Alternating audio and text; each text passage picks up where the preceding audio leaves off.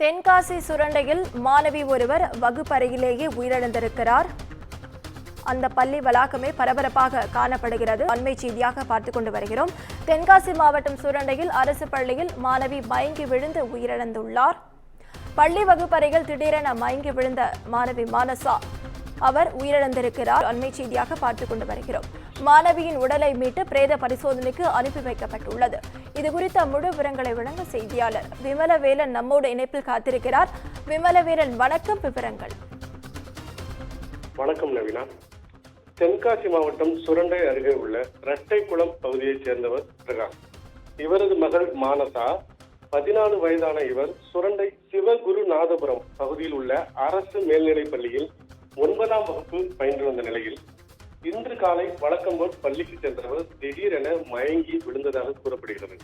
இதனைத் தொடர்ந்து அவரை ஆசிரியர்கள் மற்றும் மாணவ மாணவிகள் மீட்டு அருகில் உள்ள சுரண்டை அரசு மருத்துவமனையில் அனுமதித்த நிலையில் மேலும் அங்கிருந்து மேல் சிகிச்சைக்காக மருத்துவர்கள் தென்காசி அரசு மருத்துவமனைக்கு அனுப்பி வைத்துள்ளனர்.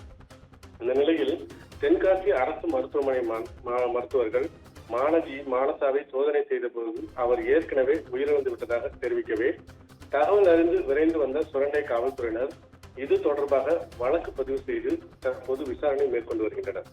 முதற்கட்ட விசாரணையில் மாணவி மானசாவிற்கு முன்னதாகவே இதய கோளாறு இருந்ததாகவும் தற்போது ஹார்ட் அட்டாக் வந்து உயிரிழப்பு ஏற்பட்டிருக்கலாம் எனவும் கூறப்படுகிறது. சுரண்டையில் சுமார் 70,000 பேர் வசித்து வரும் நிலையில் படுக்கை வசதியுடன் கூடிய அரசு மருத்துவமனை இல்லாததே பொதுமக்கள் சிகிச்சை பெற மிகவும் அவதிப்படுவதாகவும் விபத்து மற்றும் அவசர கால சிகிச்சை இல்லாமல் தொடர் உயிரிழப்பு ஏற்படுவதும் வாடிக்கையாகி வருவதாகவும் கூறப்படுகிறது.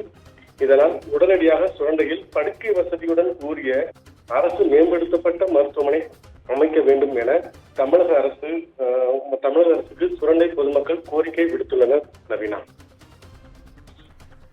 விவரங்களுக்கு நன்றி விமலவேலன்.